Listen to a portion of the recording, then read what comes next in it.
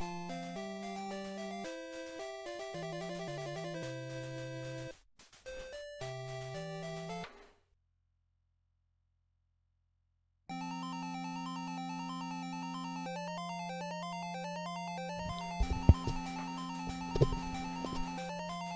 I'm ready to go now. Yeah, just give me like a countdown or something when you want me to go.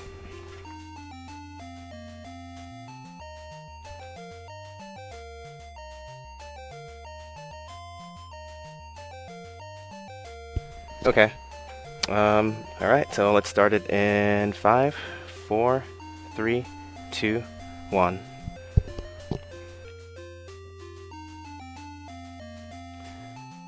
Cool.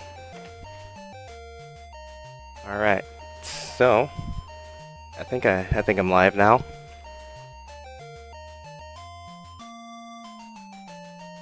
Okay. Yeah, okay, I think I'm live. Welcome everyone to Ultima 4 Quest of the Avatar. I'm gonna go ahead and start up the file. Gonna go into fastest text speed and just put in the file name, and then I'm not gonna talk for about 20 seconds because there's a series of inputs I really need to do. And the timer actually is gonna start right after this first input. So 3, 2, 1, let's go.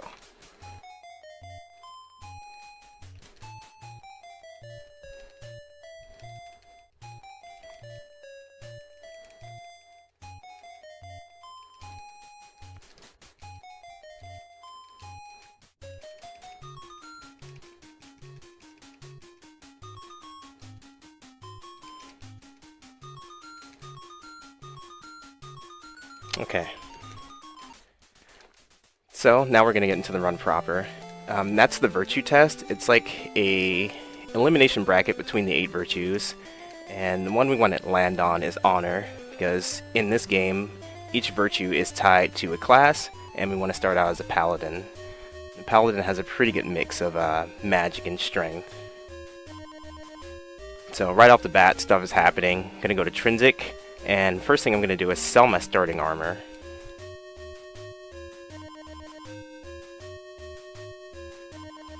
And buying a ranged weapon, because the grind in this game is right up front. Make sure I go and equip this stuff. Also going to be grabbing a rune here. So the runes are connected to the shrines. They're kind of like the keys to get into the shrines. And if you're unfamiliar with the Ultima series in general, or this game, this is kind of a good starting point. This is where the Ultima lore and geography and all that kind of really started to come together to a system of 8 virtues. So it's a very important number.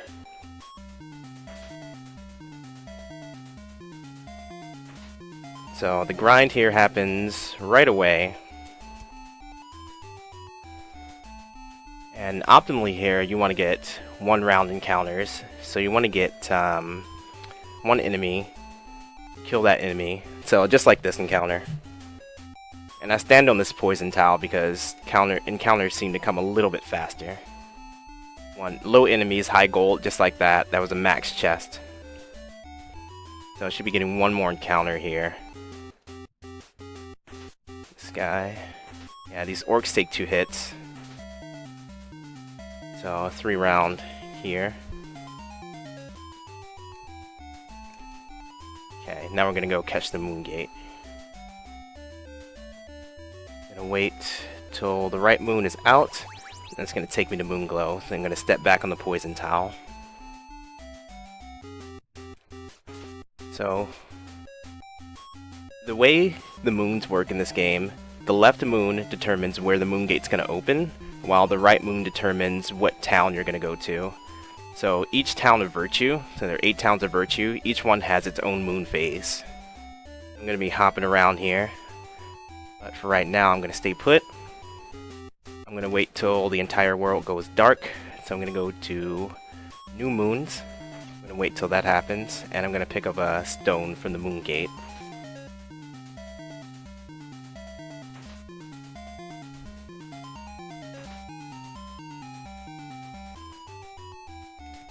An actual PB grind, you kind of just hope for good RNG here. Hope to get a good start. So everything's dark. I'm gonna pick up the stone, go back to my poison patch.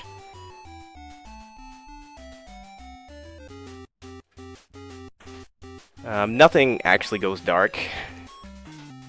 Just the moon phase goes to a double new moon, so technically there's no light.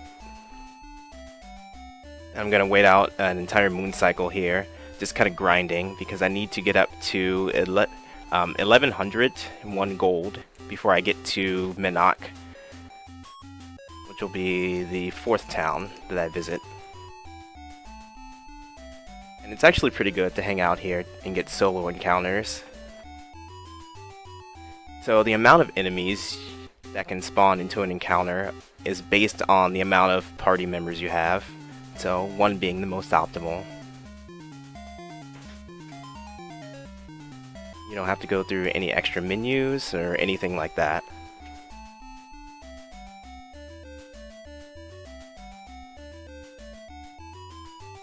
So try to grind out as many encounters here, grind out some gold, and I'll hopefully be ready to go by the time I get to Minok. Sometimes it takes like an encounter or 2 after I take that moon gate, get up to the amount of gold I need.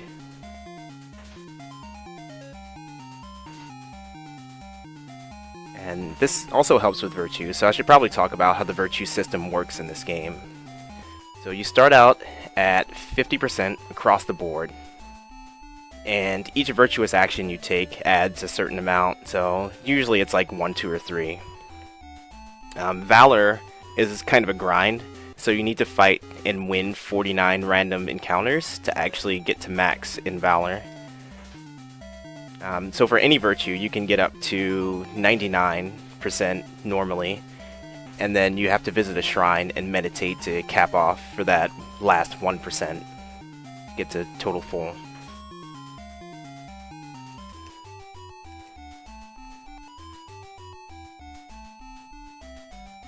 So this isn't the best grind in the world. Sitting at 60 Valor. I've been getting some 1-round encounters, but there's been some pretty big ones, some 4 and 5s in there too. So now I'm gonna wait for the half moon here, or the Jellum. I usually wait 2 moon phases here. There's an encounter you can take before you go into the town to grab the first party member.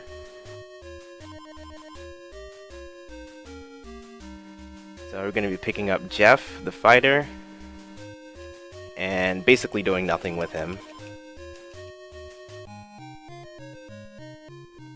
So in this run, we kind of just pick up party members and use them for their equipment.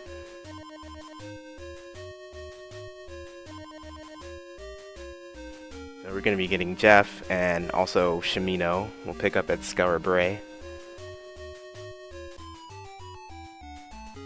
So there's that encounter. You can see the extra menu comes up now.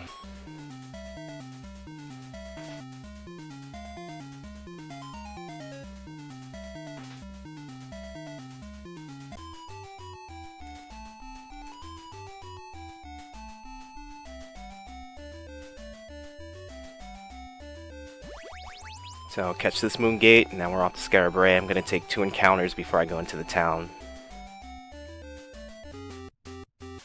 Again, trying to bring the cap down for the enemies.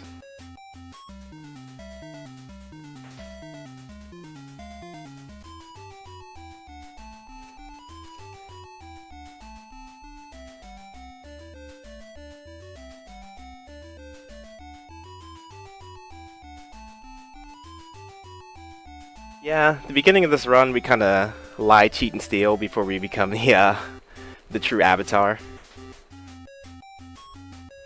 So we'll be taking a few actions that are not so virtuous to get a specific advantage.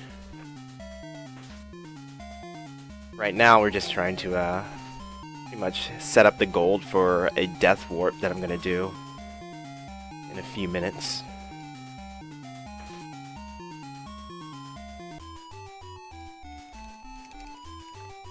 Okay.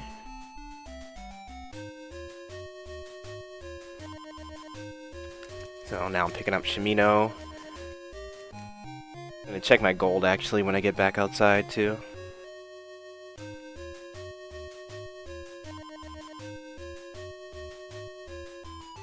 So let's do a quick status check. 994. So I'm gonna take, unfortunately, gonna have to take a few extra encounters, unless I just get some miracle RNG.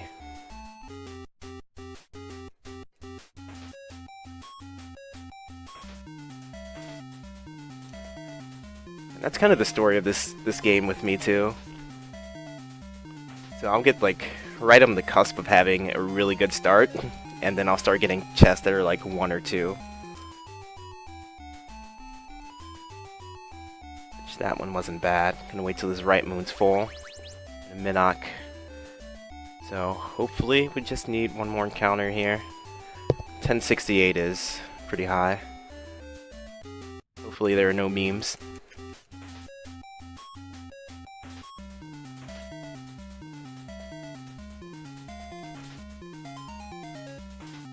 And at any point you kind of want to just hit auto battle. Auto battle usually doesn't make the best decisions, but when you're standing right next to an enemy, they will attack them. Oh, there we go, 5. It's a nice meme chest.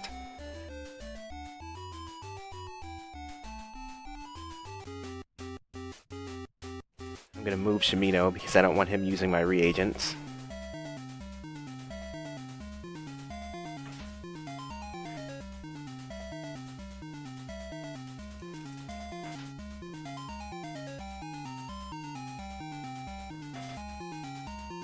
Okay. Let's see what we have here. Alright, so we're good to go now. Add that to my total, so I'm now at 67 Valor. And hopefully this guy down here near the shop, he tends to block me. And he's blocking me now. Okay. So I'm gonna sell Shimino's sword here. I'm gonna double the offer. And we're going to take a little bit of a hit to the virtue. And buy a +2 sword, which I really wish I could use in the run. But at no point do you use it. Just a little bit of a stronger melee weapon than the one we usually use. Let's see, 53. Now we're going to start increasing virtue. So we'll start out with these beggars. So with the beggars, you get, I believe it's +2 or 3 compassion if you just give gold to them. And if you give all your gold to them, you get +5 compassion and +5 sacrifice. I'm gonna get that rune, and now I'm gonna take a death warp. So I'm buying it to actually set up the gold for this death warp. So you'll notice that I'm actually out of money. When Lord British revives you, he gives you 400 gold. And you go up to level 4 too, since I got enough experience. That's important to release pirate boats into the world. But yeah, so I use all my gold. And then we sell those items to actually get more expensive items. Need to talk to this guy and then grab the Rune of Spirituality here. And hope for a chest that has 28 or higher. 25. Okay. Yeah, so we're going to be buying some really expensive items in a couple minutes. And that's the only reason we grab the party mates too. Just to take all their armor and weapons off and sell those as well. So we're going to strip them down here.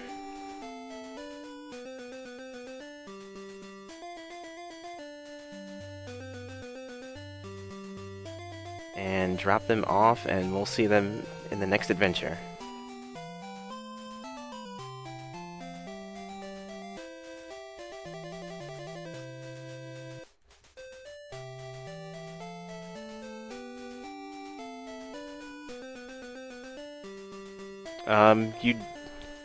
Your total is brought down or up to 400 gold when you die. Okay, got a quick pirate boat here.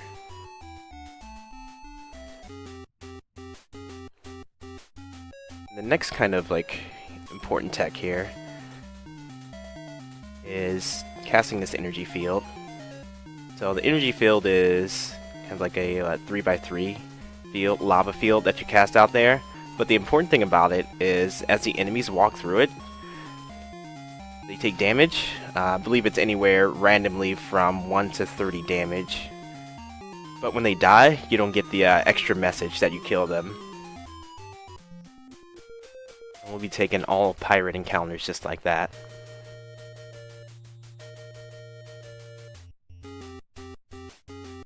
And this is actually kind of a bad sea encounter.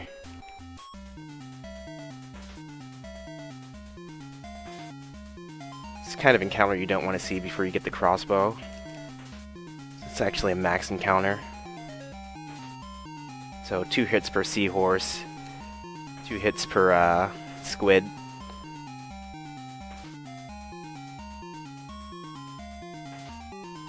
So it makes for a really long encounter, and I don't have enough reagents right now to actually blink out of it. So unfortunately I'm forced into that one. I should be good. I shouldn't get an encounter while I'm going over to Buccaneer's Den.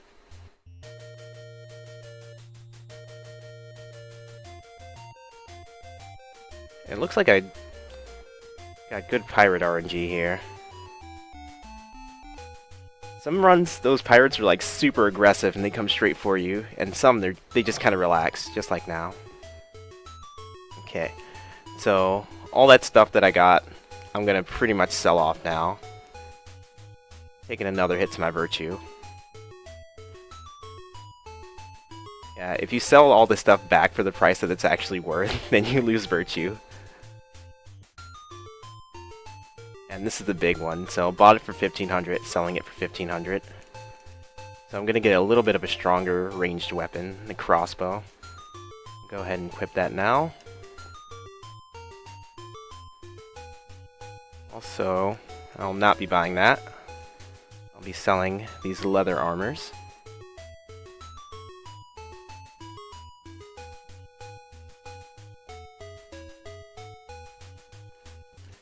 So now that I have enough money, I'm gonna go back around here and buy the key, which is one of the most important items in the run. So all the keys, universal, you only need one to open every door in the game. So getting that early on is really beneficial. Now I'm gonna go back to my lie, cheat, and steal-a-thon. So I'm gonna rip off this blind herb seller. Quite a bit, actually. I'm gonna get 90 of each herb and only pay 1 gold for each.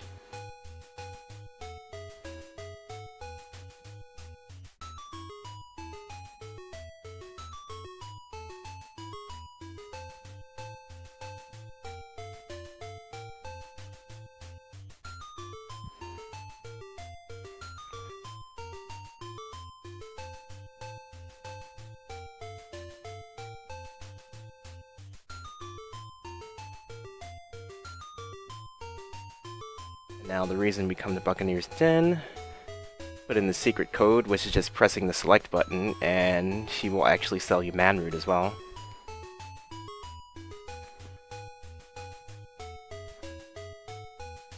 So I can cast as many spells as I want to for the rest of the run. And again, I'm going to give all the rest of my money to this beggar.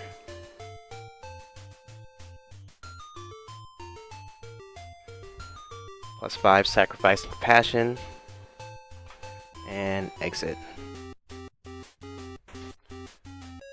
And immediately get a jerk battle. So these guys can cast reflect, and it's like automatic 3 rounds. You can hit them with a ranged weapon.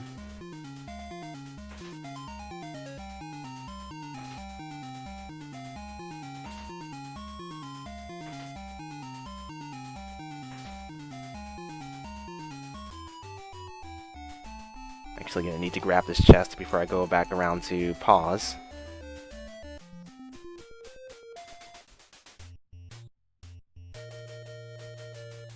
Should be good on the encounters.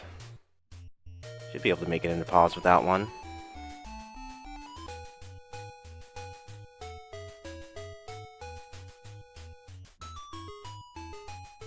And you don't want to menu too fast on these beggars either, because you take a hit to your virtue if you offer them no gold. You can also take a bigger hit to your virtue if you just refuse to give them gold. And pauses this kind of like off the beaten path town. You get the Rune of Humility here, which is one of the only 2 runes that is not in a Town of Virtue.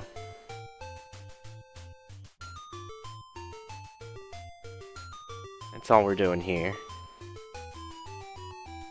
Oh, I don't like where that pirate is, so I'm going to reset that situation. I'm giving the beggars money because I need to increase my virtue. The virtue is a hidden value. So I actually won't lose compassion or sacrifice throughout the run, and that'll just increase the entire time.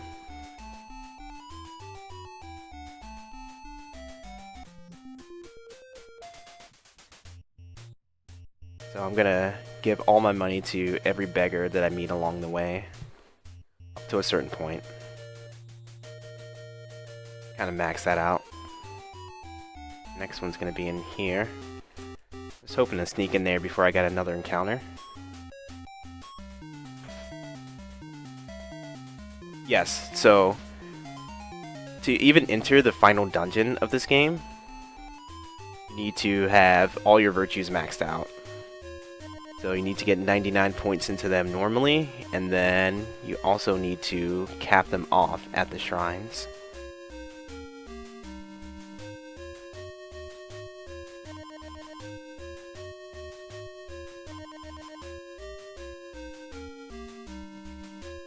I should also mention that most virtuous actions have a cooldown of a certain number of steps on the overworld. The beggars is about 16 steps. So it's, that one's pretty easy to cool off with. But some virtuous actions, such as talking to NPCs to increase your virtue, don't have a cooldown at all. So now we're going to play the counting game. So when I go upstairs here, I'm going to backdoor into a prison cell. And there's an enemy called a Reaper that's locked up in here. So I'll need to talk to him 16 times and answer no to him, and that will increase 4 virtues up to max. So 1, 2, 3, 4, 5, 6, 7, 8, halfway, 9, 10, 11, 12, 13, 14, 15, 16. Yeah, if you look on the tile set, you'll notice that most of them are the same, but if you see one with like kind of a chip on it, you can walk through that section of the wall.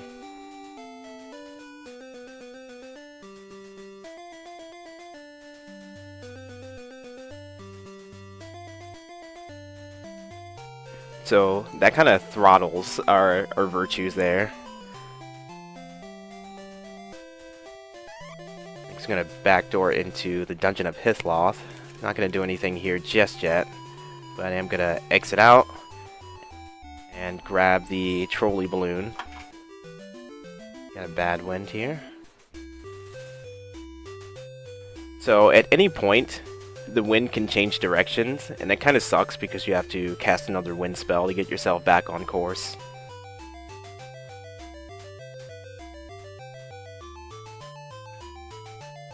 It's like I got a good wind. Taking me all the way over to Serpent's Hold. Gonna land, and I believe I have some gold left over. 44.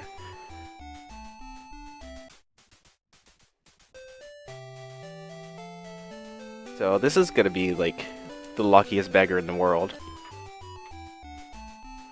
So I need to do that 6 more times and grind out the rest of Sacrifice and Compassion. Also grind up Valor a little bit here too, while I'm by myself.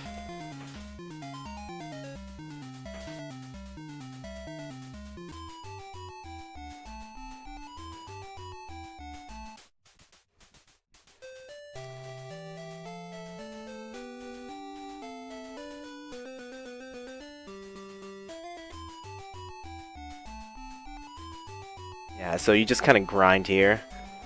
Just going out. I need to go up to 77 Valor before I can get out of here. Hopefully I get good encounters. This one's not too bad.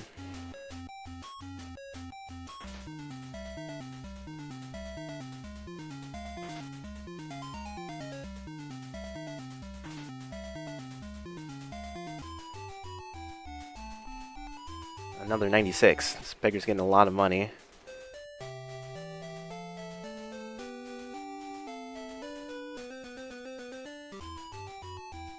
Once again, I'm just kind of walking around out here. Not to get a random encounter, because that'll just trigger normally, even if I'm standing still, but just to trigger the cooldown. You can continue to give money to a beggar, like you can give them as much as you want to, but if you don't trigger the cooldown, then only the first one will count. I believe that was 45.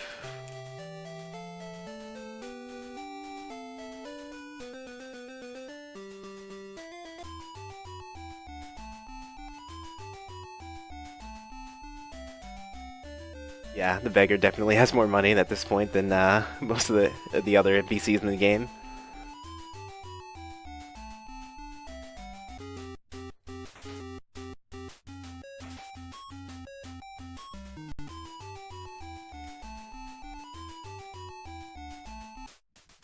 $58.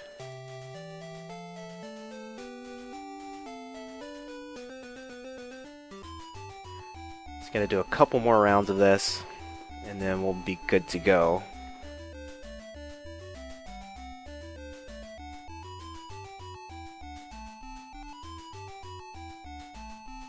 So, this place I'm at is called Serpent's Hold. It's one of the 3 strongholds of principle. So you have the 8 towns that are based on virtues, and then 3 castles that are based on the 3 principles that bring them together. I'll actually be visiting all 3 in this run. One of them I normally don't go to, but I kind of want to guarantee victory here. Because the final dungeon can get pretty scary at some points.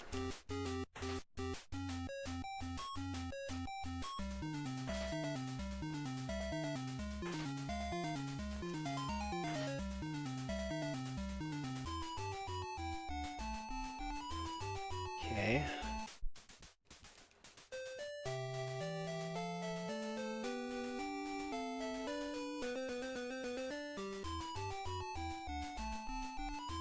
And just one more iteration here. Do you like to take a long walk and then kind of just stay within one tile of the castle itself? So I can go straight in after my encounter.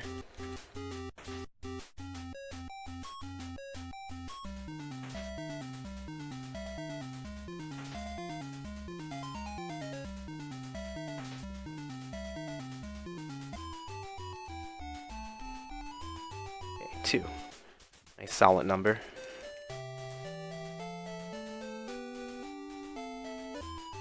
Now we're gonna get out of here. Let's see which way the wind's blowing. That's the wrong direction.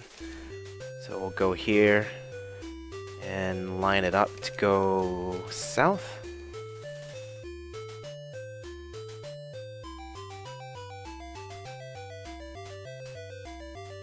Okay, got some trolley wind here. So now I'm headed to a... Oh, happened again. Okay. Yeah, I'm headed to a town called Cove. Only gonna do 2 things in Cove. I'm gonna get the gate spell, and I'm gonna get the first item that I need to enter the final dungeon. And this wind is really, really bad right now.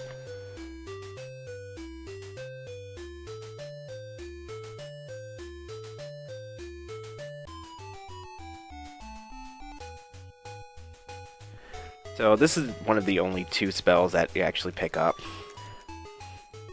The first one I got when I was in Lord British's castle the first time.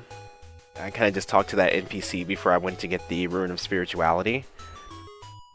And though there are a couple NPCs that actually talk about Trimmer, the NPC that doesn't talk about Trimmer at all adds it to your spell repository at this point.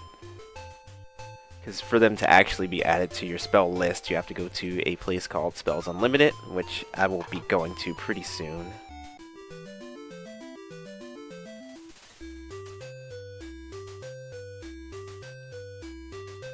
So this part of the run, kind of just float around in the balloon. Don't get any encounters, but you do have to deal with the wind, and just kind of deal with like balloony stuff. So, the most important of which is going to be coming up here. I'm going to go in and grab the white stone. And this is a NES-only location. So, only 2 things in this little hidden cave here called Serpent Spine. Is the white stone and the dragon scale. Dragon scale isn't used in the run. It's only used to get the +2 axe that... only one character can actually have. So I'm gonna go north, gonna end up at U.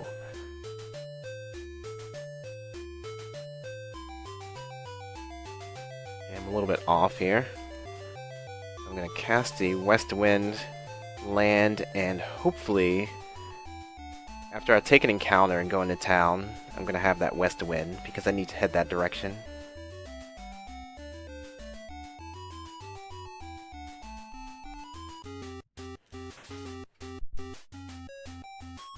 So, U has the last beggar that I need to get to. But it also has the Rune of Justice, as well as a spot to grind up another virtue. So once I head here, in this little outcropping, I'm going to talk to Flammus, the Flame of Virtue, or Flame of Justice, and I'm going to talk to him and answer no 14 times. So we're at 2 now. 3. 4. 5. 6. 7. 8. 9. 10, 11, 12, 13, 14, and I'm going to do 1 for posterity, just in case I miscount it. And ironically, the Flame of Justice does not actually increase your justice. So we're actually grinding up honesty.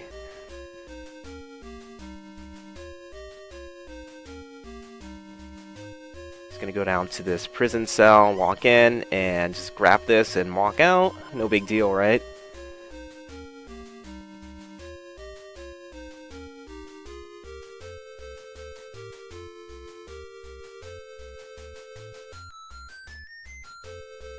I'll give our money to this final beggar.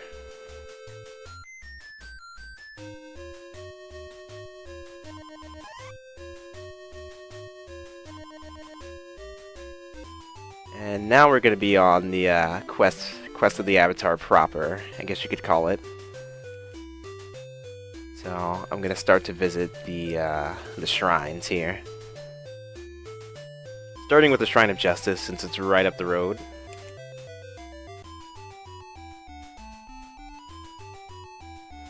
So my Justice was maxed out by that Reaper in Lord British's castle.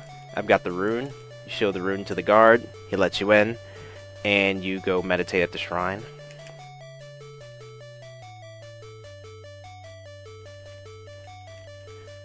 Partial Avatar Hood. So that's one piece of the Ankh. And though you probably won't be seeing it unless I miss menu, every time you go up into, every time you get a piece of Avatar Hood, you get a piece of the Ankh in your status menu.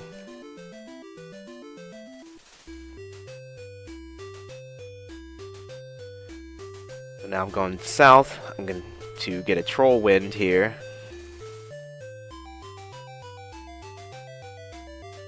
And this wind's really bad. I'm gonna sweep back down by Lord British's castle again.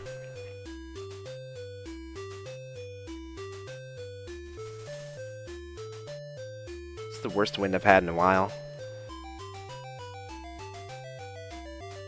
So here, and we're gonna go right back to our boat.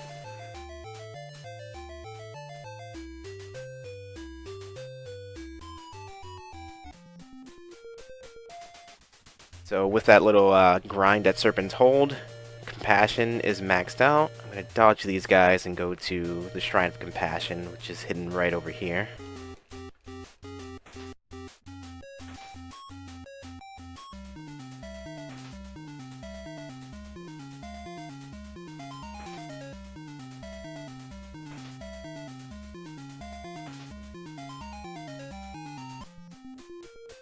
Yeah, Lord British's... There's only a few games I think you can actually kill him. I know you can kill him in Ultima 7 if you get the Black Sword and it's charged.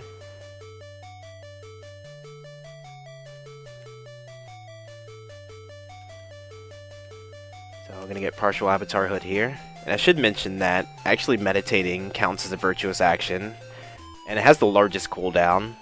So per meditation cycle, you have to take 60 steps from the overworld to cool it down. So that's the reason we only do one cycle. One cycle is just as good as 3. I'm actually going to blink out of this counter. I'm going to go grab the horn, which has exactly 1 use in the run. But it is the silver horn from Ultima 3. Which is an item that's not used in that run, actually.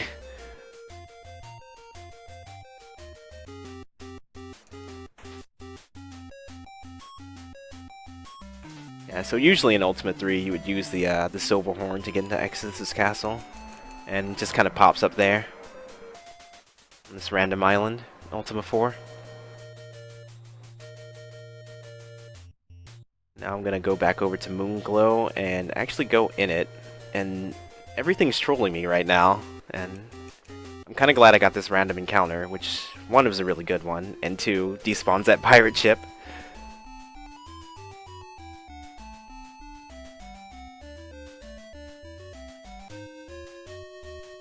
Okay, so a couple things are going to happen here. First, I'm going to pick up the Rune of Honesty. 2, we're going to get Mariah the Sorceress to join us.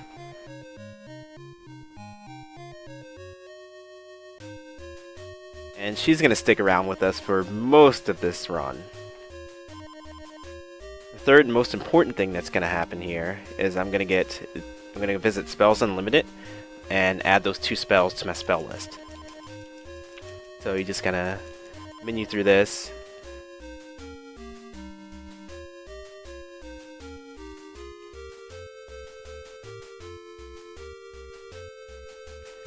Make sure you choose the right ingredients, and now those are added to our spell list. I'm going to go a little bit north to the second castle of Principle. Blink out of this encounter too. The Lyceum is the name of this castle, and it's going to have the second item that I need to enter the final dungeon, which is the Book of Truth.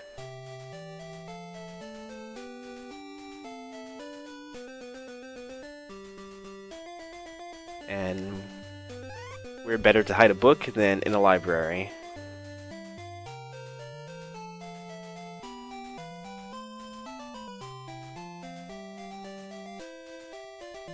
So go in and grab that. And I don't think I've explained the blink spell yet.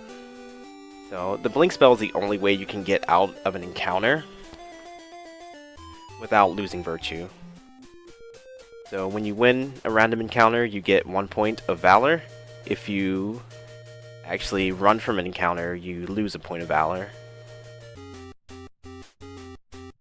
And that's kind of the part of saving time in this run, is picking and choosing your encounters. You don't want to delay your encounters too much, because then you'll be backlogged at the end. But you do want to optimally look for those like 1 or 2 round encounters if you can get them, and blink out of some of the longer ones, like the 4 or 5 rounders.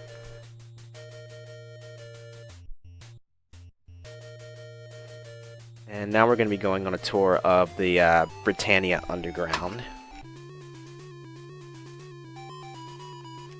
Starting with the Dungeon of Deceit, since it's so close.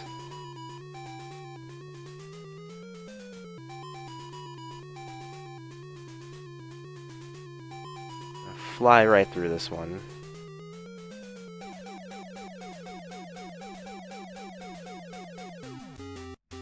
Okay, this is the encounter I'll take.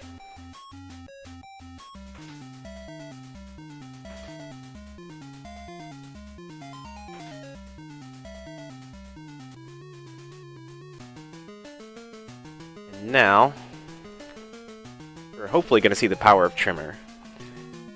The spell you use quite often throughout the run. In fact, I'm going to be abusing it for the rest of the run. So there's a similar spell called Squish. It damages every enemy in the room, but Trimmer actually does enough damage to kill most of the enemies, at least. Sometimes you get that 1% chance, just like that, where it'll kill pretty much everything except for one enemy.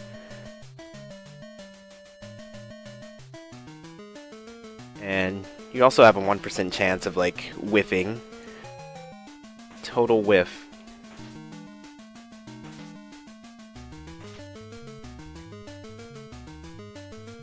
So save a little bit of time. I actually move Mariah out when she's not needed in the battle, so I can solo the rest of it. And healing up is very important in this dungeon. So I'm going to be touching these giant pink orbs that just happen to be sitting around in this dungeon for some reason. And each one of them do 200 damage. And in this particular dungeon, they're going to give +5 dexterity, which for some reason actually translates to +5 MP in this game.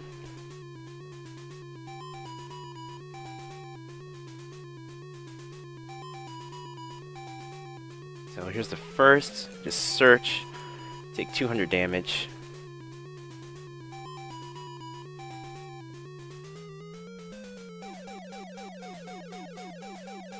We're going to be touching a few of these orbs. So the point here is to raise Avatar's MP to where he can actually cast Trimmer as well. And Trimmer takes 40 MP.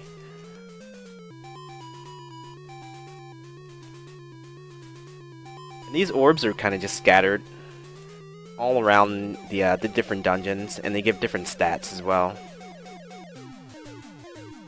Like the ones in Hithloth actually would do 600 damage to you, but they increase all your stats.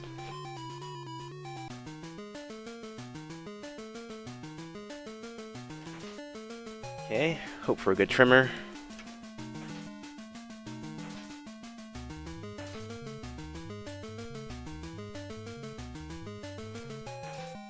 Didn't get the 2-hit guys, that's fine. He's gonna be taking a little bit more damage than normal here. Those guys are the priority targets. I really like to get rid of them. That way you can save a little bit of MP.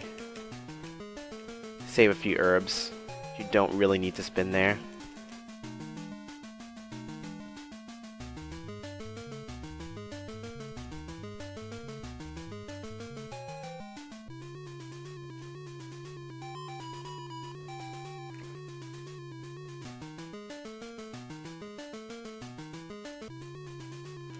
So we're almost to the stone room. It's got a couple floors to go. Gonna touch this orb here. Some quick healing. Try to heal from Avatar's MP pool if possible. That way Mariah has a trimmer locked and loaded ready to go.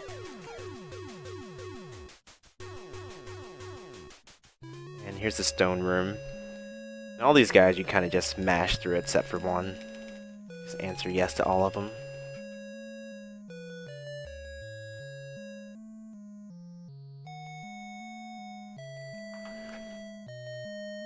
So normally you would just go out of the dungeon, but I want to go back and grab the last orb on level 6 again. Yeah, just mashed a little bit too hard. Went back downstairs. Wanted to bring up the menu.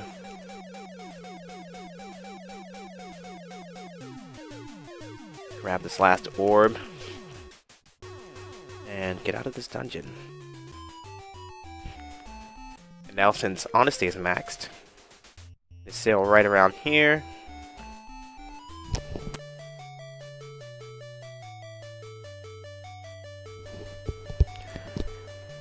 And get partial Avatarhood and Honesty. Again, just taking that one cycle.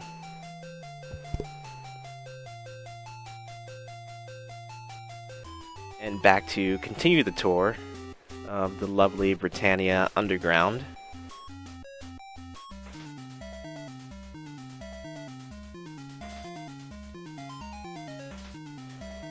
Thought this was going to be a quick encounter, but with the misses, it's turning out to be a little bit longer. I'm actually glad it popped up.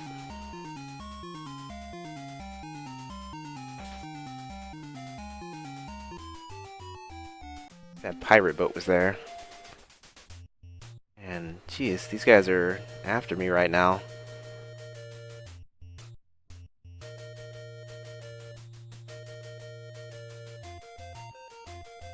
So normally I would have just sailed east here, go into this canal, go right down to the Dungeon of Shame. Had to reroute there a little bit because of those pirates. And hopefully a pirate doesn't spawn in the canal. It's very rare that it happens. The only way to avoid fighting them is just get out of the boat and despawn them. But we got no pirates.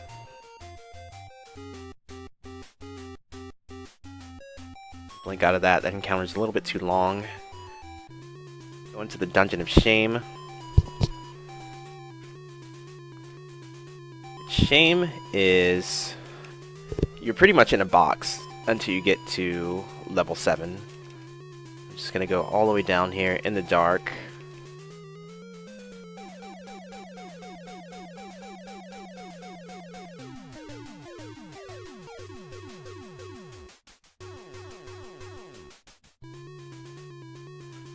Now I'm just gonna turn east and go into this room. For this room, I do like to cast Quick, then Trimmer. Since all these guys are one-shot, and the Trimmer to kind of clean them up.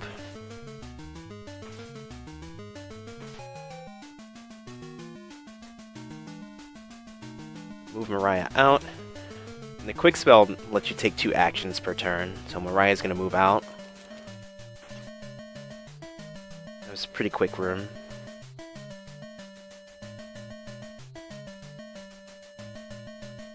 Now they're poisoned, so you have to hit that hidden switch back there. Just gonna do a quick heal.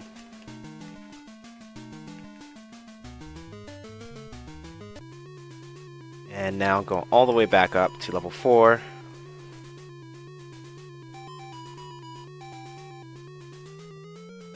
actually go east through this wall. Oh, there's a false wall there. And it just walk through. We don't have quite enough MP to cast energy, but Mariah does. So she'll be casting it. These guys are going to just walk right through.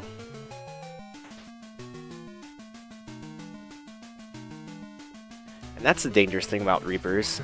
So they don't have a melee, or they don't have a ranged attack, rather. So what they do is they just cast sleep. And eat up a lot of your time.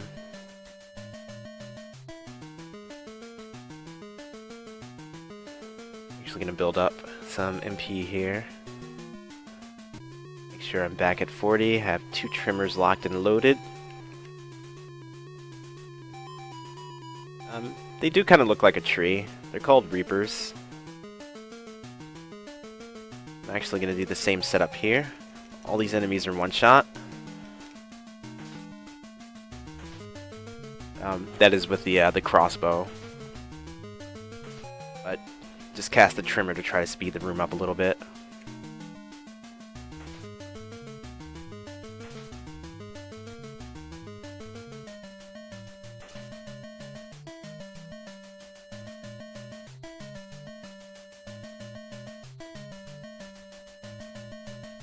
Build up that MP and keep moving. So almost to the stone room here too. In fact, it's just around the corner.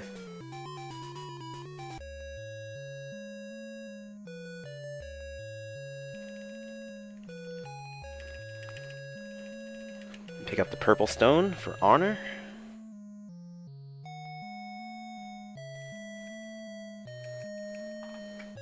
And actually just gonna exit out because I'm totally done with the Dungeon of Shame. Gonna use our first gate spell, going over to Britain. And I didn't get trolled by the moon gates there. Occasionally I will cast Gate and catch the right moon cycle for the town that I'm going to, and it'll suck me through a moon gate.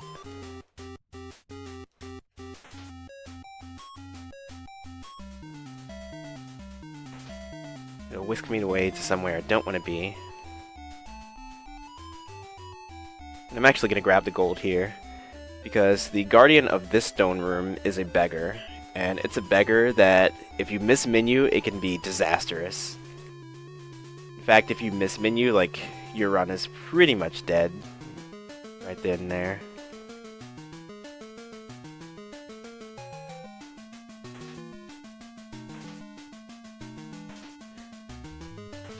So now you're going to see the power of double trimmer.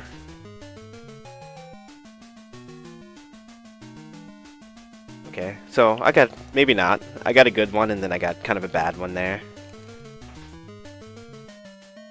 Avatar has pretty much cleaned up everything. Mariah's totally whiffed.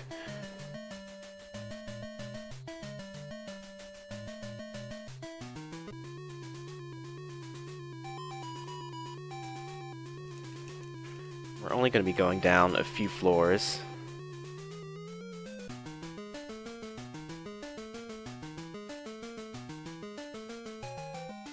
So double trimmer here, pretty much everywhere for the most part, and it's not hitting any of the troublemakers, which are the 2 eyes there.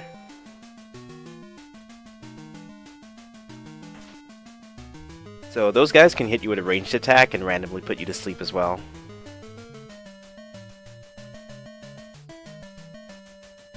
Yeah, those are gazers.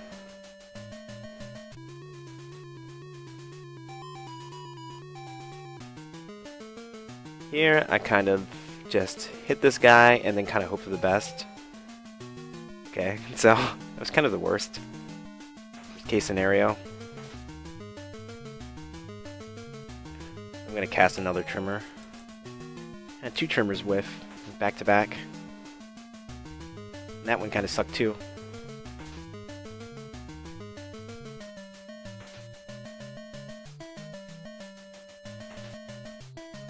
This is kind of a bad room. 0 for 3. Means I need to build up some MP.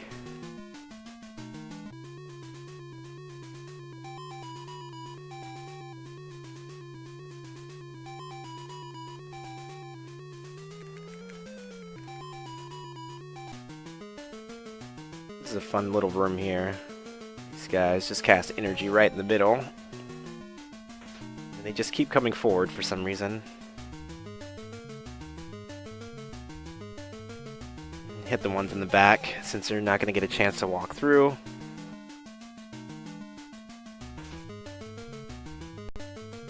And they just kind of disappear.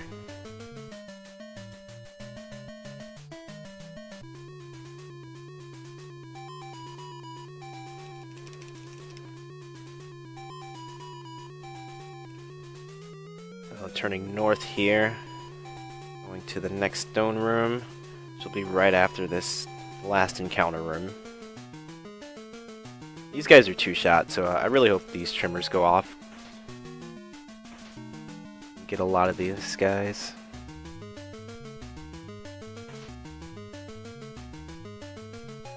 That's good enough, I guess.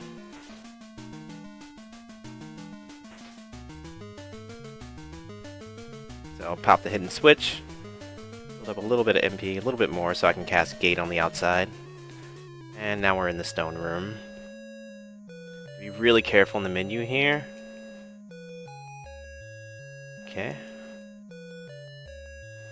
I have mashed through that a time or two before, and if you do mash through that, even if you don't have any gold, or you offer 0 gold, then that beggar kicks you out of the dungeon.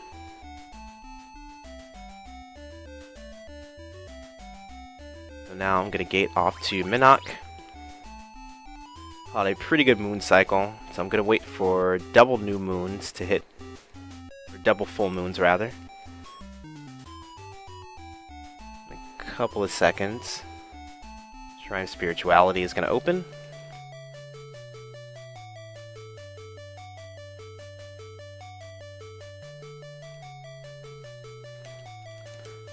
Avatar Hood and Spirituality. And also meditating. Meditating gives you 1 point of spirituality. And now to trigger the cooldown, I'm just going to walk over to the Shrine of Sacrifice. Should get an encounter along the way too. Rather good one.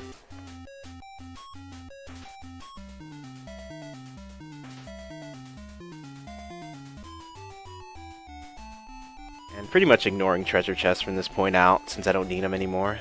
Don't need to buy anything.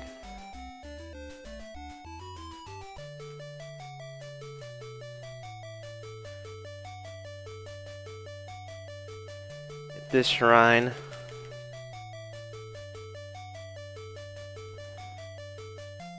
Okay, now I'm gonna gate off to Britain.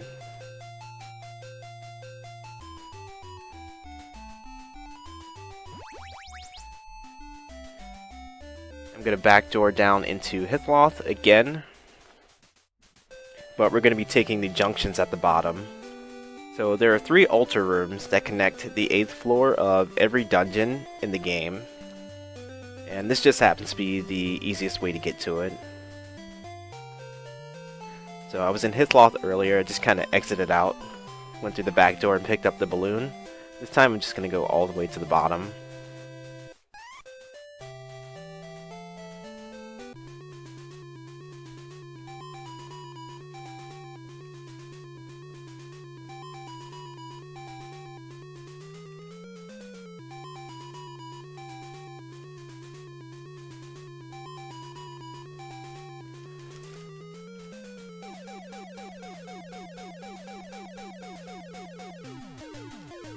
Nothing much going on here, just a bunch of mashing through text.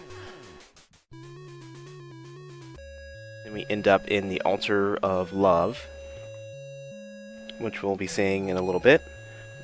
And go out here and end up in Covetous, which is the shortest dungeon if you take it from the bottom up. And blink out of that one.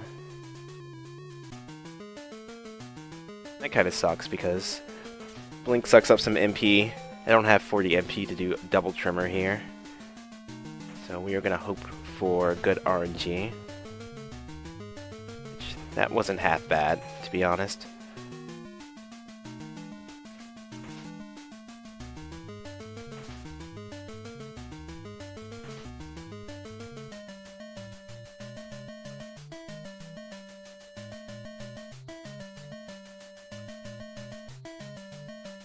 So if you ever see me just stop randomly like that, it's just the inputs on my controller.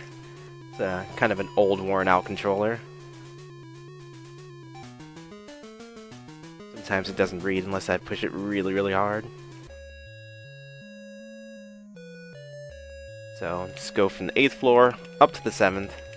Go through a couple of false walls. And this floor is actually set up to where you would really just go around in a circle if you didn't know that those false walls were there.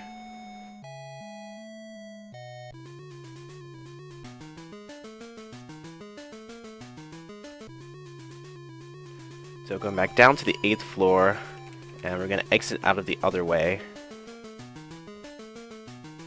Another quick trimmer room here.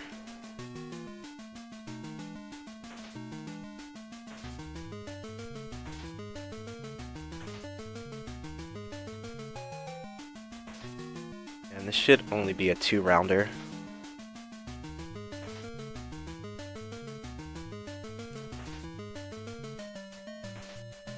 Alright. Not too bad.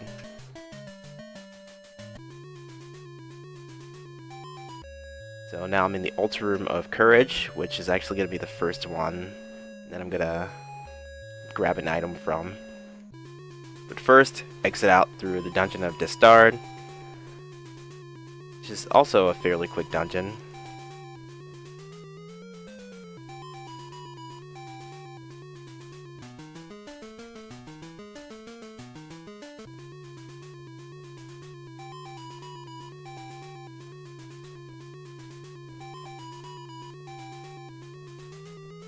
In fact, we're actually almost to the stone room. Let's turn west here, and voila.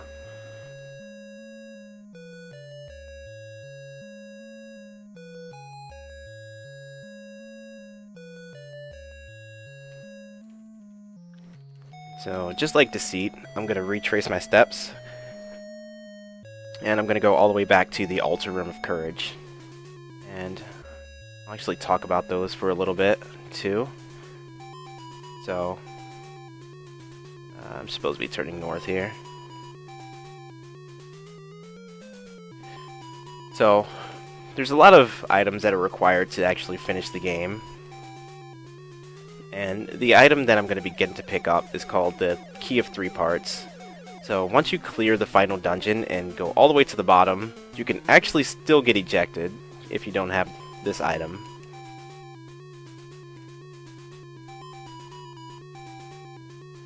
Get down to the bottom, talk to the Ankh and all that. The Ankh will eject you from the dungeon.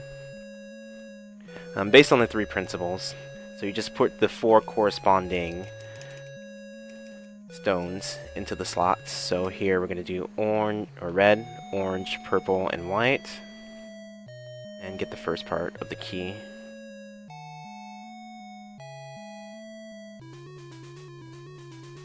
Out through the bottom floor of Shame.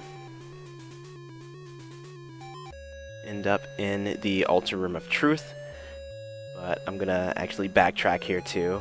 So I'm gonna go right over to the Dungeon of Wrong and collect the last stone.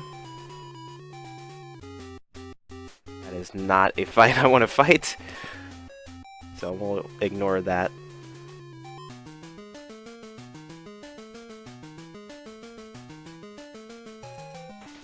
And see what happens here. This is always kind of an interesting room. So that red guy, you can actually cast Negate. Negate Sleep, Negate Tremor, and all kinds of magic. But none of those guys are problems, so they died, and we're just left with Ettins, who only have ranged attacks.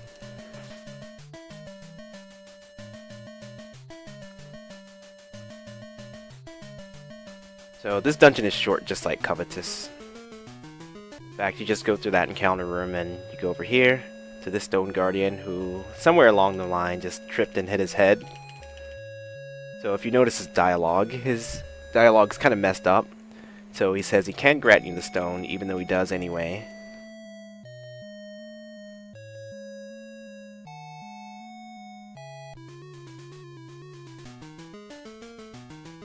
Now we can do double trimmer through here.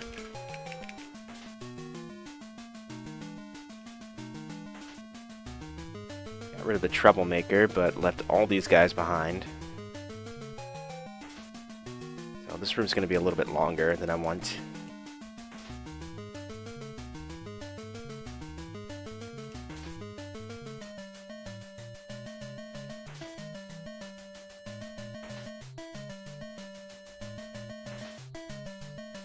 I do want to keep an eye on Mariah's health. We need her for a little bit longer. But not too much longer.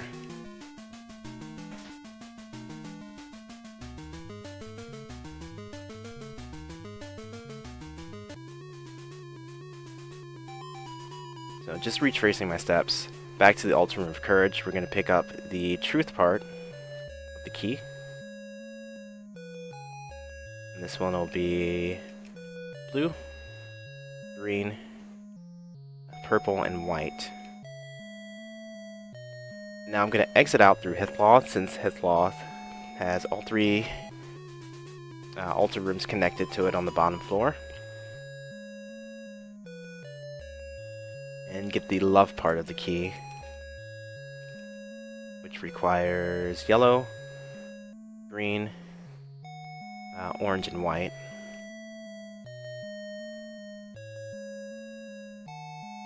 Take a sharp turn here and just exit out. Now we're going to get into the final portion of the run. First I'm going to go to Trinsic. I still need to do the cooldown for the last shrine I visited, so I'm going to take a few extra steps on the overworld here.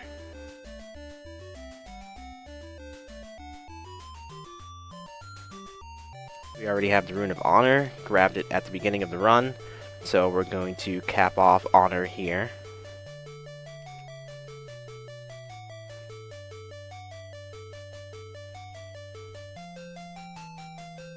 A couple more virtues to go.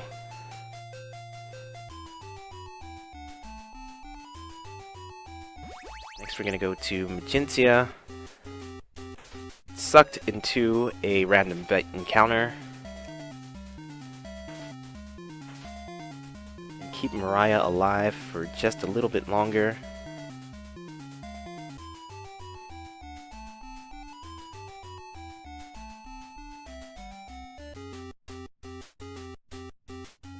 So we do need her magic here, still. These pirates will walk in the same pattern every time, so you don't have to worry about that.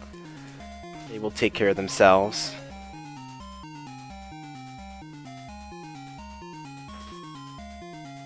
And these pirate boats also count as random encounters as well. So they make the counter go up. I'm at 89, so I need 10 more random encounters. Actually, it's just going to be 9, because I need to get another pirate boat in a couple minutes.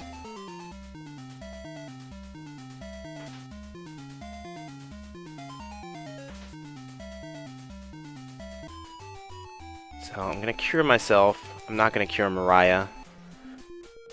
So we're going to be waving goodbye to her in a couple seconds. So she's gone now. We'll see her in the next adventure. I'm going to keep going on. I'm going to grab the third and final item that I need to enter the final dungeon, which is the Bell of Courage.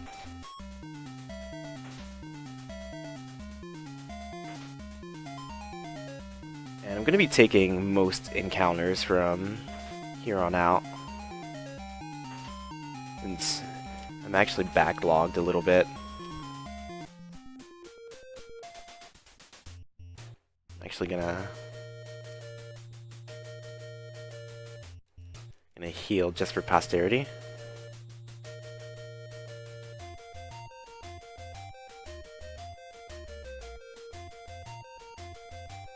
Sailing pretty far to the east, northeast. I'm gonna end up at the Isle of the Avatar.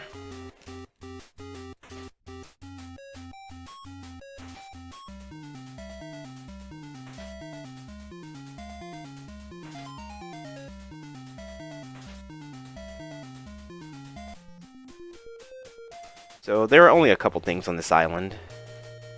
I'm gonna sail to the middle of the island, all the way down in its heart. I'm gonna visit the Shrine of Humility. And hey, look, there's Mariah.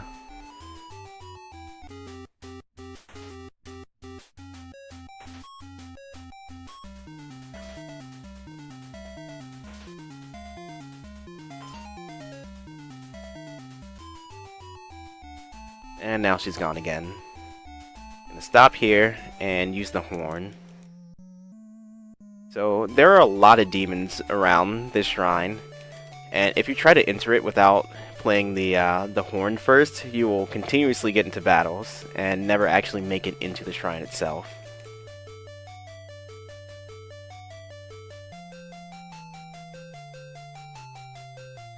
So now we've got 7 virtues, totally maxed out. I'm going to cast Gate and go to Jellum.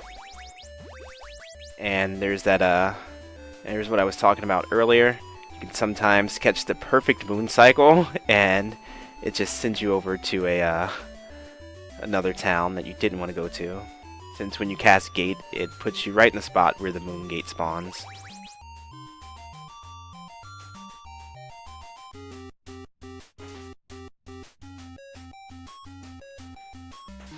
So I'm by myself again. I'm going to kind of grind encounters now. It's not as bad with the crossbow. You need to grab a pirate boat.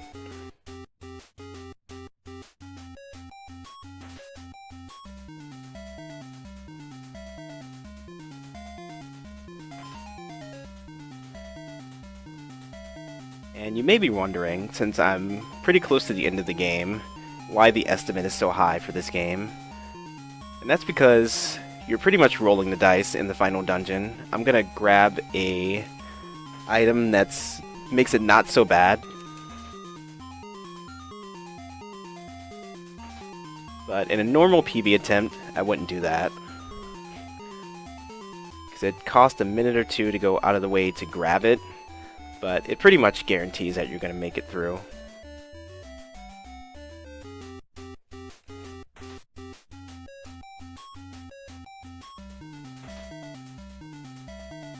So before I go into the town, I'm just going to sit here in my poison patch again.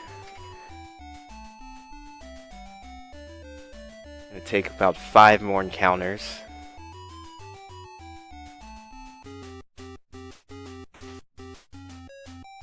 And at this point, I'm taking any challengers.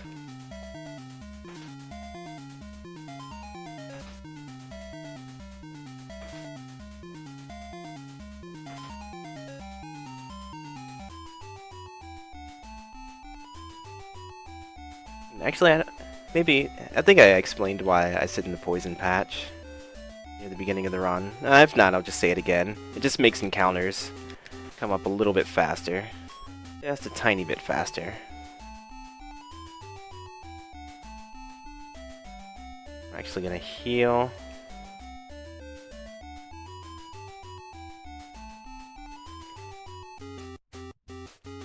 Hope these guys aren't jerks. One of them was. One of them cast Reflect. Who was it?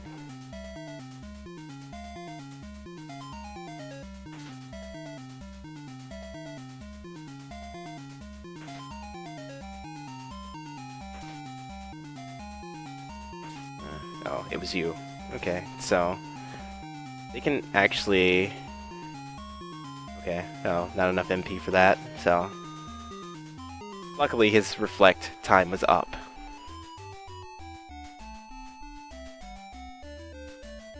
Usually if they do that, you just hit him with an Ice Spell, take care of him. Another, so I just need one more now.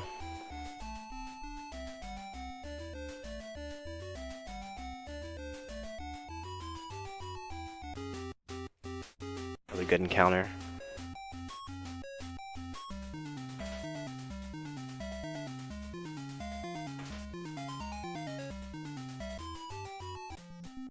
So I'm just gonna move that so I can cure myself. Or, okay, so I did get poisoned by standing in the poison patch. Sometimes that happens. Sometimes you can get away with standing there and not getting poisoned. I just assume that I am. So last item I'm gonna pick up for the normal run, it's gonna be the Rune of Valor. So when I came to Jellum before, at the beginning, to pick up Jeff, I didn't have the key to get back here.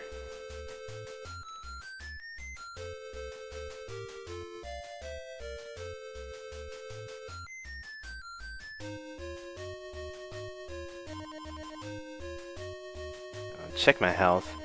Once you walk through those energy fields, again, you take anywhere from 1 to 30 damage randomly.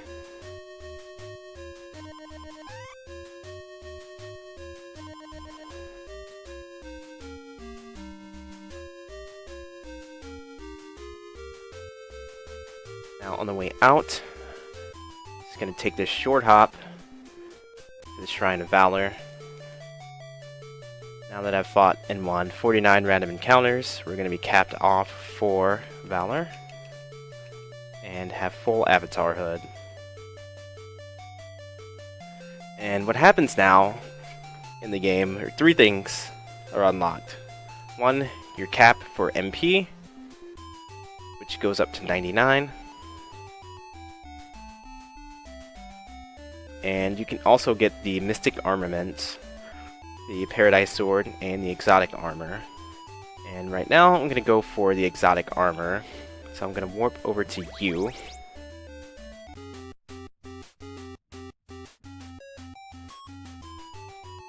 Go a bit southwest.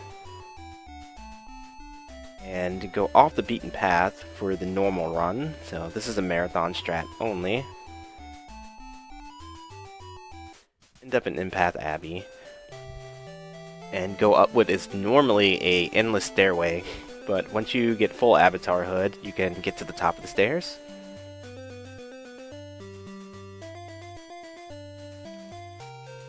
Talk to this guy. And you want the exotic armor for a run like this to kind of guarantee victory. So you take half damage. Normally you go into the abyss without any armor on at all.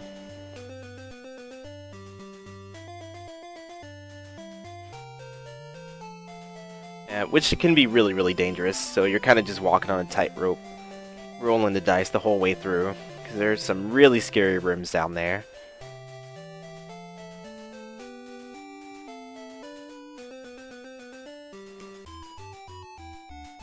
And having that just kind of pretty much locks in, and I won't die.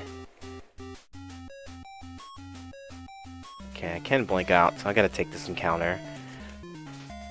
And I do have to go through another pirate encounter as well. So, okay, we got a quick one. Got just enough to cast energy.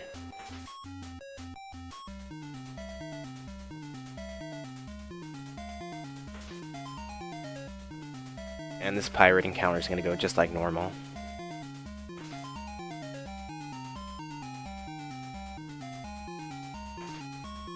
Okay, so I would get the Paradise Sword, which is the strongest melee weapon in the game, and that could one-shot every enemy in the Abyss. But it's not really useful, just because using Trimmer, most of the enemies really don't get into your face, or even get a chance to.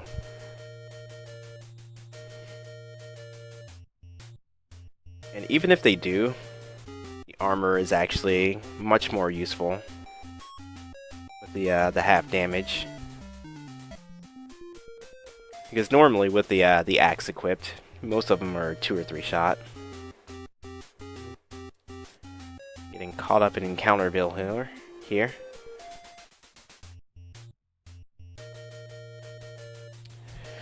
So right back to the Isle of the Avatar. We're gonna take a different entrance.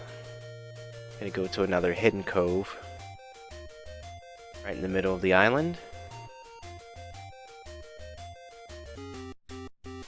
And that's a short encounter, so I'll just shoot him with the bow and keep moving.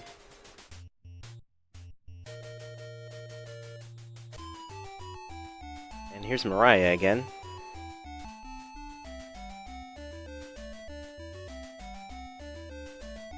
So you have to use the 3 items in a specific order. So first is ringing the bell. Second is getting out of this encounter. The third is using the book. And the fourth is lighting the candle. So I'm going to do a quick heal session here. I don't have to worry about it too much since I have the exotic armor on. It's actually going to save a little bit of time. And the gimmick for the final dungeon is that you're by yourself. In the hallways, the random encounters are turned off, so you can kind of walk around and gather some MP. And there's like 1 or 2 ladders in the whole place.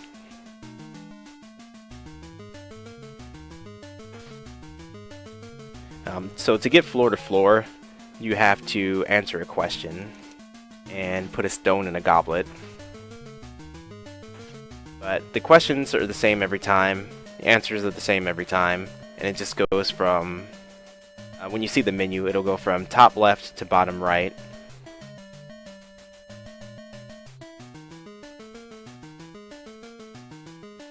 So throughout this dungeon, I'm going to be kind of just walking back and forth, building up some MP. I like to have 2 trimmers on deck before I go into most of the rooms. Some of the rooms I can get away with just having 1.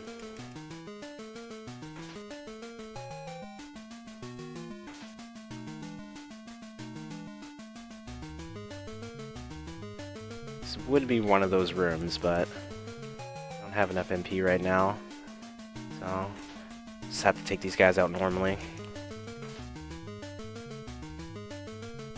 This is where the armor really comes in handy here. So these guys normally do like over 20 damage to you.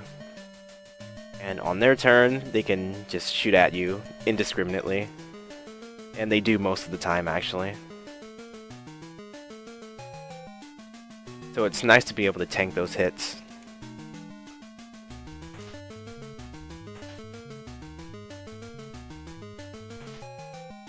And down here, I like to make it a priority to hit those enemies that can put you to sleep. So there's usually 1 or 2 in most of the rooms here, and that one was that devil. And that's why this dungeon is actually really scary in regular PB attempts, because you have those guys shooting at you, doing 20 damage per hit. Some of them can do 30 or more damage, and you have enemies that can put you to sleep, and there's usually 1 or 2 of them, so they can stack sleep spells onto you, keep you asleep, and then just beat you up while you're down.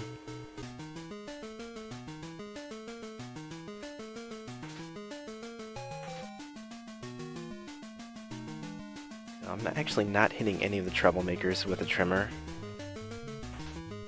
so I just gotta take them out manually and hope that they don't put me to sleep. So we're good here.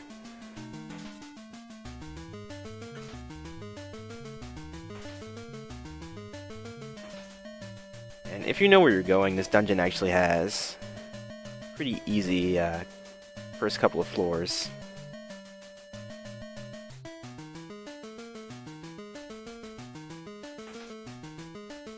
I'm gonna do a herb check after this, since earlier I got trolled by the wind a little bit. Also had to use some extra herbs to go grab the exotic armor.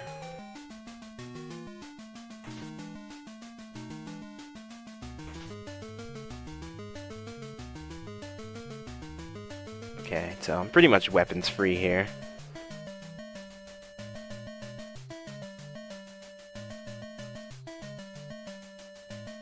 Actually, I'm gonna cast Quick.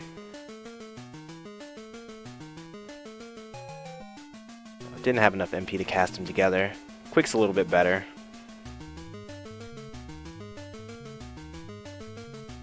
So all these giant rats are just 1 shot, and the pink dragon is 2 shot, or 3 shot rather.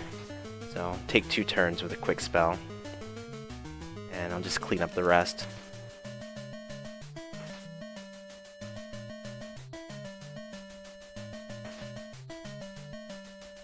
Normally I would just drop an energy field right in the middle of that and then cast quick.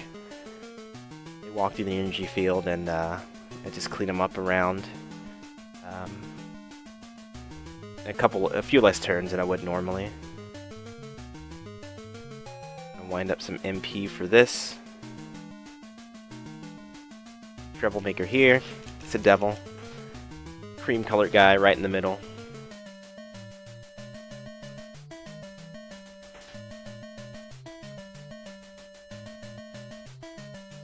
And he can also cast Trimmer, but most of the time it just misses. It's not too bad if it hits. Only does about 20. Doesn't automatically kill you. So this room is now no longer a threat. Just have to deal with this guy. He can be a jerk. But he was kind this time around. We're going to activate the secret switch. And we're going down to level 3. That's the one ladder. The other ladder is just getting back up.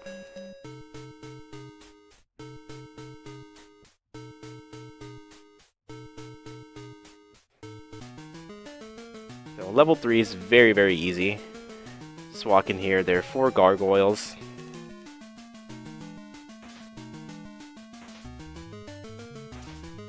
Okay. Pretty good. Got a clean sweep there. That's it for level 3. So we just walk straight here. Drop the redstone in. And we're in level 4. Which is gonna start the more than one enemy in a room that can cast sleep on you. Actually very lucky there. So I like to have 2 trimmers loaded before I get into this section.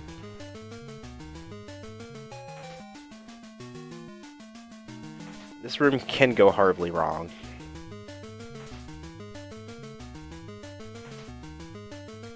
Bad RNG on the trimmers, but good RNG on the attacks.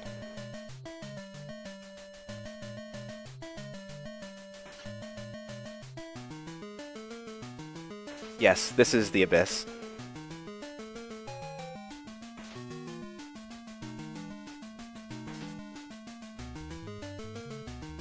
Okay, so not taking any damage. These ends are just slow, lumbering beasts.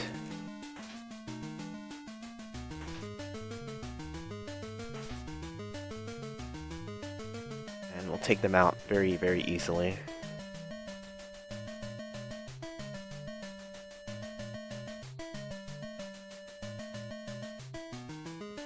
Build up a few extra points.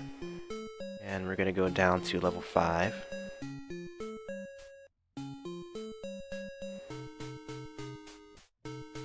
Take a sip from this fountain, heal, and continue on. Now we're getting into the really, really scary part. So, starting in this next room, there's going to be a lot of rooms where you have more than one enemy. More than one enemy that can put you to sleep like the previous floor. But you're going to have some stronger enemies at close proximity. So if you do get put to sleep, they can close in on you rather fast.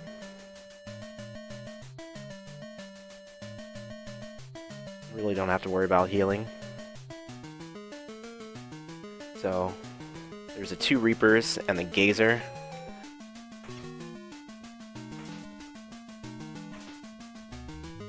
Unfortunately, that Trimmer did hit all those spirits. So I want to take this guy out first, since he does more damage.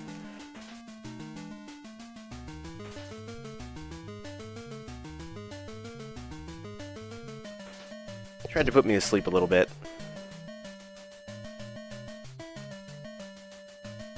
We're still moving on.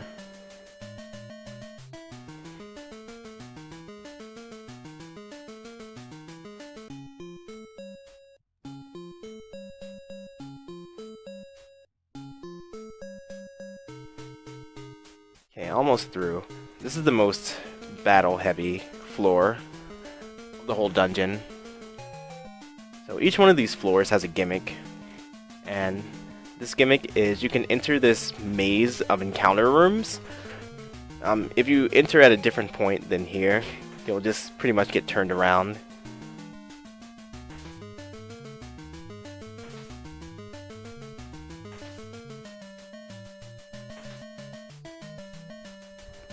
There's also like a lot of enemies on this floor too. A lot of enemies per battle. A lot of them are one shot, so I do like to do a trimmer first. Try to get a good cleanup.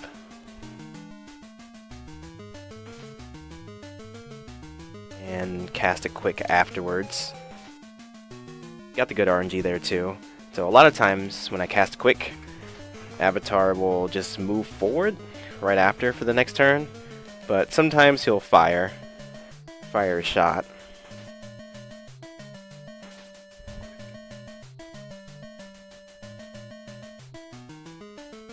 The rest of this floor is pretty much the same as this. Build up a bit of MP. Cast a trimmer.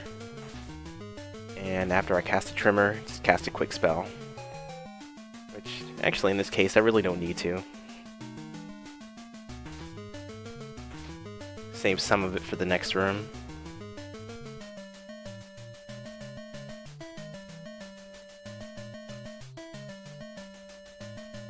Get a trimmer locked and loaded. This is usually one of the scarier rooms too. But having the armor, you just pretty much feel invincible. So if you don't get these serpents, normally they would just fire at you. You take very, very heavy damage. And can actually die in a couple turns.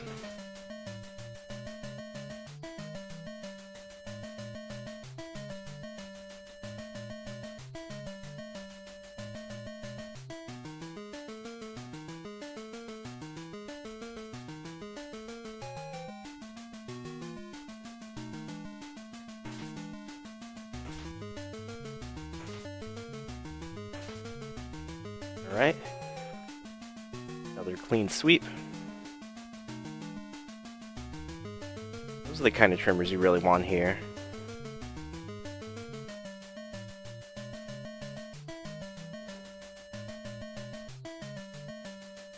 One, you can save a lot of MP.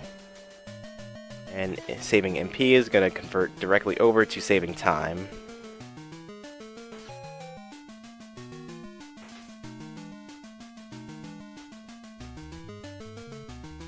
Now, the last room of this floor, super scary. Hopefully this trimmer clears out that devil. Got no one, so I'm gonna need to cast another trimmer here. Okay, got him. Troublemaker's down. These guys are the next worst. Don't like to be shot at from afar. I'm gonna go ahead and auto battle these Ettins.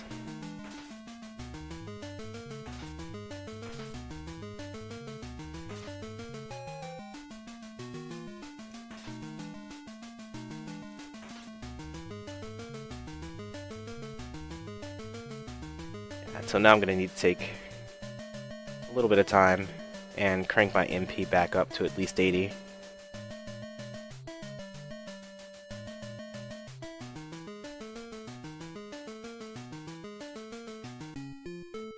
So that's it for this floor.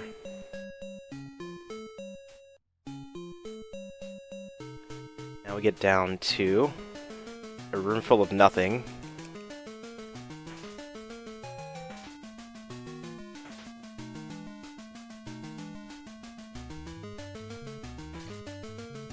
Okay, so these guys are jerks. Cast Reflect as well. So was just gonna take them out normally, but I've got a few more reagents, so I'm just gonna cast Trimmer.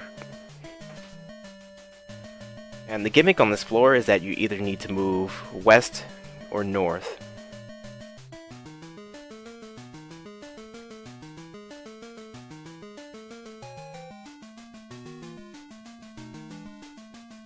So we're gonna move north out of here, Go into this room. Cast an energy spell. It's a rather easy room for being pretty low down into in the dungeon.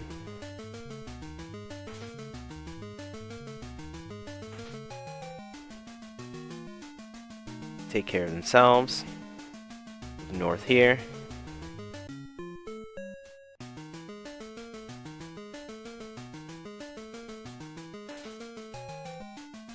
Another scary room. So these hydras are super high damage. I usually like to go in here with 2 loaded.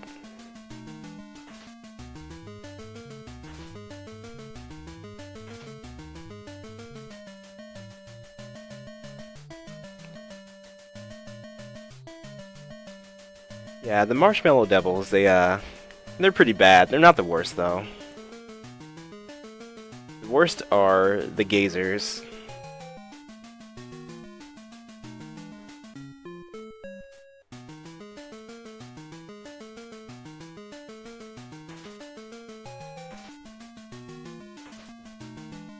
Okay, that guy's down. Almost got a clean sweep. And I'll actually take care of this guy because he's going to disappear in the energy field.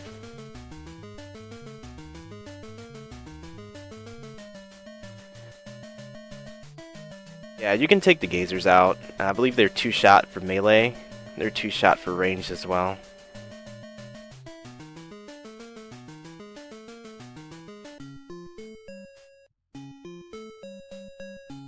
Okay, and now we're going down to the final floor of the dungeon.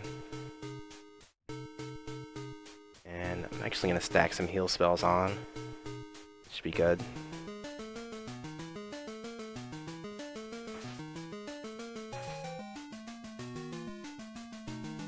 Yeah, where the devils have a variety of attacks to choose from, so they can cast a fire spell, they can move, they can cast sleep. Gazers don't have that pool, so they either move or they shoot. If they're at range. Their melee attack actually can't put you to sleep, just their range attack. They usually start out pretty far away from you, so they start pounding you with those range attacks.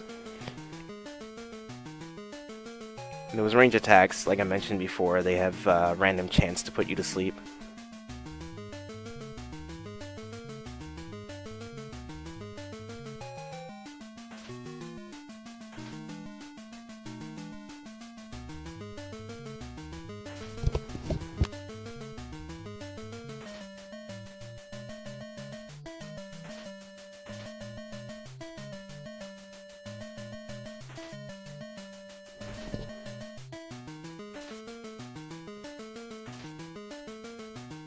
Okay, so my health is actually getting down into the danger zone.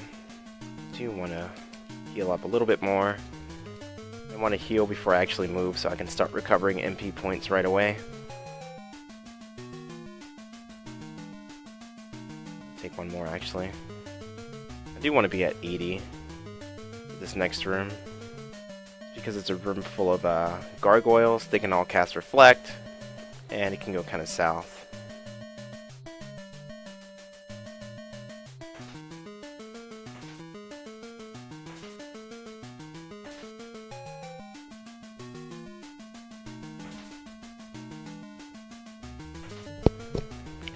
Not bad.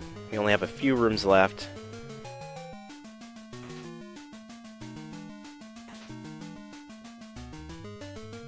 The next room is not too bad. It's full of lava, high damage enemies, but usually it goes pretty well.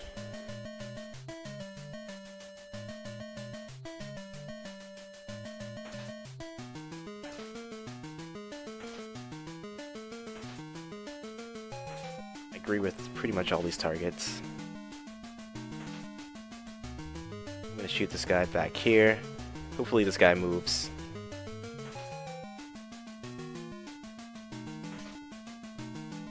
Easy peasy. 2 more rooms left. I'm gonna heal up to full here. Or close to it. That's fine. I'll toss another one on. Never be too safe with these final two rooms.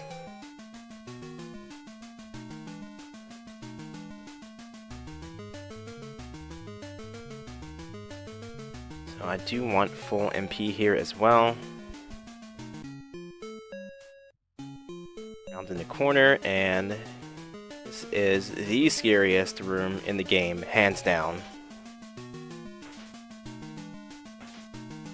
Normally these guys can do 30 plus damage to you.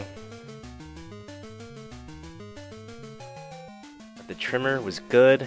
Hopefully I have a good second trimmer.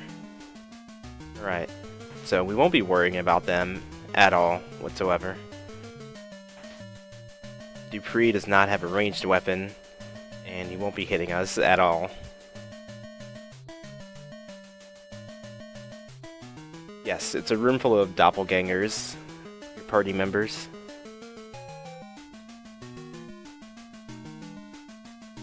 So this is the second to last room in the game. I'm gonna build up to max again.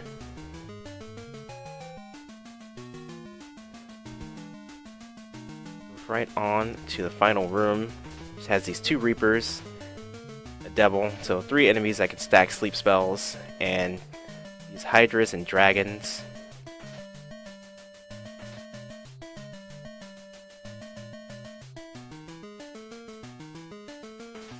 And this is why I got the exotic armor here. So this Reaper's trying very, very hard to put me to sleep. Taking like 20 plus points of damage from these guys. And if they close in 30 plus points, it's pretty scary. You can die rather quickly. You won't have enough MP. You can't out DPS them to actually really fight back. So that's about it. We're gonna pop this, and time is actually coming up here pretty soon. We're gonna drop the Blackstone in, and this is where we use the key of 3 parts. You couldn't get kicked out here, but since we have the key, we're going forward to the Codex Hall. So time will actually be when I get to the top of the staircase.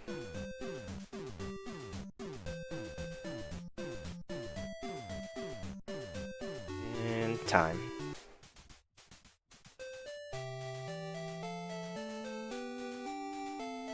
Yeah, the Codex Hall has the best music in the game. It's really sad that you kind of just have to blow through it.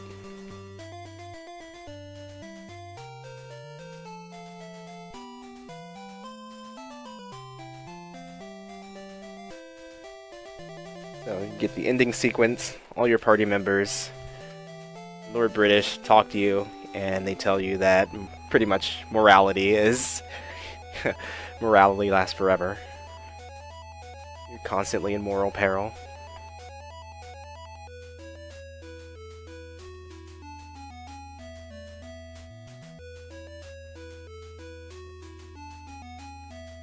And that is it, guys. That's Ultima Quest of the Avatar.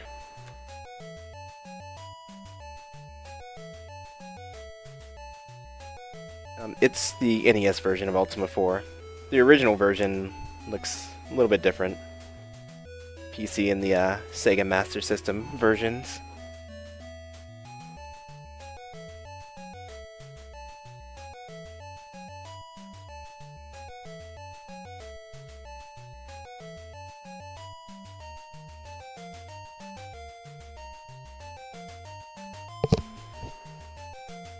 Thanks for the GGs, guys. And, thanks for letting me run this game in the marathon.